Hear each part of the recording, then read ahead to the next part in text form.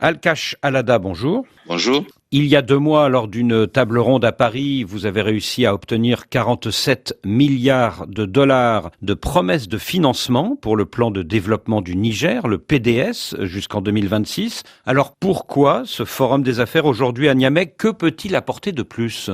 Écoutez, effectivement, la table ronde sur le financement du PDS où on prévoyait d'avoir autour de 29 milliards, nous sommes arrivés à 47 milliards de dollars d'annonces, ce qui est très positif pour nous. Oui, donc faisant suite à ce PDS, nous organisons le forum Union européenne-Niger, justement parce que à l'occasion de la table ronde sur le PDS, justement, on avait invité le privé européen à venir à ce forum, une façon un petit peu de prolonger, on va dire, les promesses qui ont été faites au cours de la table ronde. Et donc, l'objectif du forum, c'est d'abord de renforcer nos relations avec l'Union européenne. Je pense qu'il y a quelque chose d'important qu'il faut quand même rappeler, c'est que l'Union européenne, c'est quand même l'un de nos premiers partenaires, vraiment sur le plan de l'aide au développement. Et donc, au-delà maintenant de l'aide au développement, nous voulons développer et renforcer les relations avec le secteur privé pour que lui aussi intervienne dans le processus de transformation de l'économie nigérienne. Donc, ce forum aura aussi pour objectif de faire en sorte que les hommes d'affaires européens découvrent donc les potentialités du pays et les facilités également qui peuvent leur être accordées afin que des partenariats gagnant-gagnant soient établis entre les entreprises nigériennes et les entreprises européennes.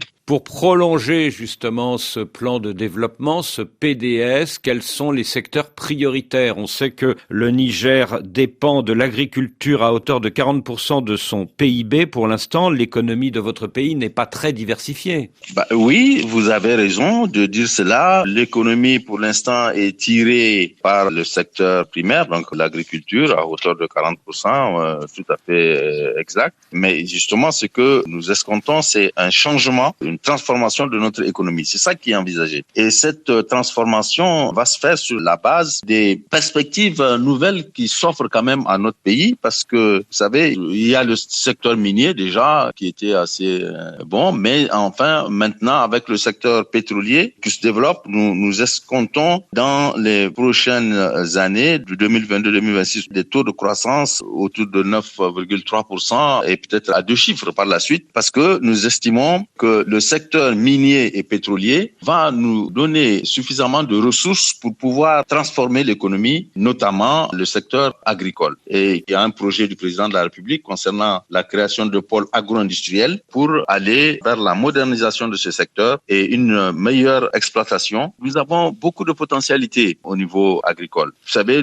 déjà, il y a le projet Kandaji, qui est un projet hydro-agricole où nous envisageons l'exploitation de 45 000 hectares de terres d'irrigation, mais là c'est à partir de l'eau du fleuve. Mais récemment, une étude a révélé qu'il y a un potentiel en eau fabuleux qui va nous permettre donc de développer l'irrigation. Le Niger fait 1 267 000 km², donc nous avons suffisamment de terres arables. Une fois qu'on aura maîtrisé l'eau pour pouvoir transformer l'agriculture et arriver non seulement à l'autosuffisance alimentaire, mais aussi à l'exporter et moderniser l'agriculture, mais aussi l'élevage pour lequel également nous avons un grand potentiel. Vous savez, notre bétail aujourd'hui tourne autour de 70-80 millions, mais cela jusqu'ici est une exploitation traditionnelle et nous comptons moderniser tous ces secteurs-là avec les potentialités que nous offre le secteur minier et pétrolier. Alors, dans le secteur agroalimentaire et agro-industriel, qu'est-ce que vous attendez des investisseurs européens qui sont à Niamey cette semaine? Des programmes sont en cours concernant le riz et là-dessus, je crois que nous avons la possibilité, si nous engageons dans des bons partenariats, à atteindre l'autosuffisance dans ce secteur-là. Mais aussi dans la production de blé dans certaines zones, cela se fait actuellement. Vous savez, par exemple, nous avons la vallée de l'Iraser, où actuellement un projet est en cours avec un financement Orano, ancien Areva, sur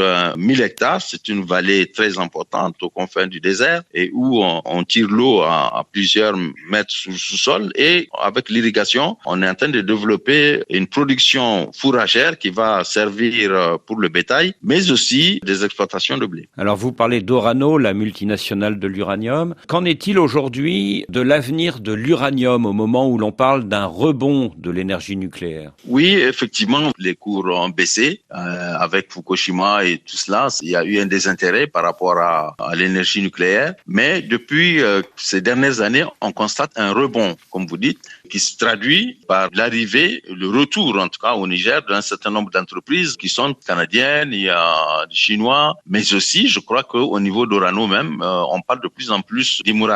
Et avec les cours donc de l'uranium qui sont en train de remonter, ce secteur-là va incontestablement connaître un regain d'intérêt. Le grand projet de la fin de cette année, c'est l'exportation du pétrole via un nouvel oléoduc de quelques 2000 kilomètres de long à travers votre pays et le Bénin jusqu'à la mer. Qu'en est-il pour la fin des travaux? Alors, la fin des travaux est prévue pour le mois de juillet et donc l'exploitation, du moins l'écoulement du brut sur le port de Cotonou, au plus tôt fin 2023 et au plus tard début 2024 pour écouler 100 000 barils jour. Et donc, ce projet est vraiment très avancé et il n'y a aucune difficulté là-dessus. Les choses avancent très bien. Mais vous savez qu'il y a aussi dans le pétrole une part de malédiction. Plusieurs pays pétroliers renoncent à toute autre forme de développement. Vous savez aussi que le Niger est un pays très résilient dans un environnement très perturbé et donc cette exception dans ce domaine-là, nous allons la poursuivre dans tous les autres domaines, Inch'Allah. Et donc, je pense que la question de la malédiction, elle intervient lorsqu'il y a malgouvernance, malgestion. Or, nous, justement, l'une des particularités du pays, c'est qu'on est engagé dans un processus de bonne gouvernance, de stabilité politique, mais aussi de lutte contre la corruption. Et donc, on va faire en sorte que le pétrole ne sera pas une malédiction au Niger. Alkash Alada, je vous remercie.